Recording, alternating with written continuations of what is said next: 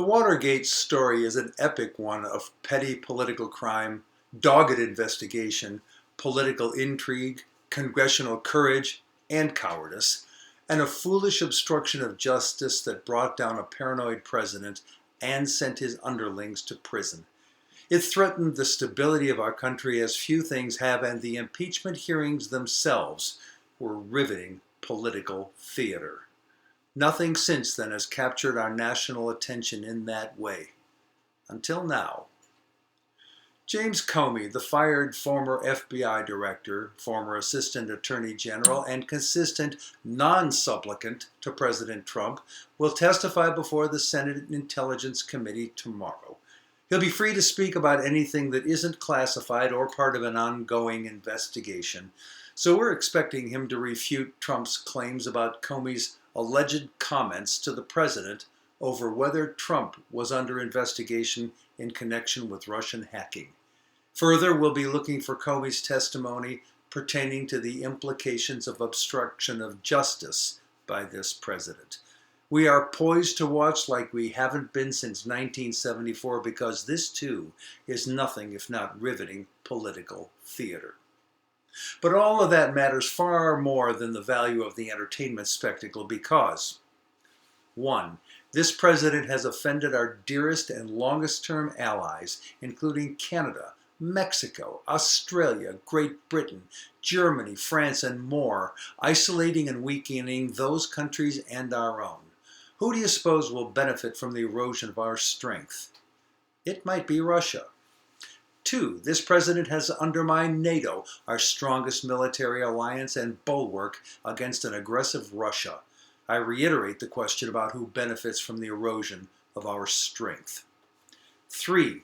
This president has lauded despicable dictators and political strongmen in the Philippines, Turkey, China, the Ukraine, Saudi Arabia, the Palestinian territories, and, of course, Russia. 4. This president has announced the U.S. withdrawal from the Paris Climate Accord, leaving world leadership of this entire issue to China and ensuring higher energy prices, which will benefit Russia. 5. This president has rallied Middle East leaders against Qatar, where we have our largest military presence in the region, threatening our ability to keep our forces there, which would benefit Iran and, of course, Russia.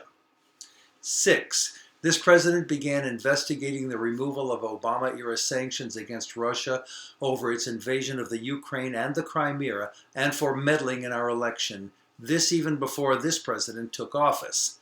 The sanctions removal Trump sought would be without conditions or anything favoring the U.S. and benefiting only Russia.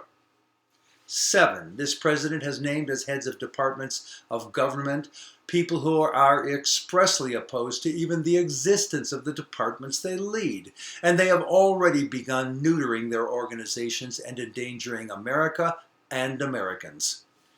8. This president has refused to staff the departments of the executive branch of government so that we are woefully unprepared to ensure our government will work. Over 1,000 positions remain unfilled. In his less than 140 days in office, this president has consistently acted to strengthen Russia's influence. At the same time, this president has done much to weaken the United States, seemingly in line with the desires of his chief strategist, Stephen Bannon, who is a self-described Leninist and who wants, quote, to bring everything crashing down and destroy all of today's establishment, close quotes. Trump's motives are suspect in the extreme. The Comey testimony and that of our intelligence officials are more than riveting political theater. They are critical to the safety and security of America. That's why we're watching. Finally, you made it this far, so give yourself a treat by watching the video linked in the written essay of artist Joe Everson as he paints and sings the national anthem at a Toledo Walleye hockey game last October. This, I promise, will give you goosebumps. I'm Jack Altshuler.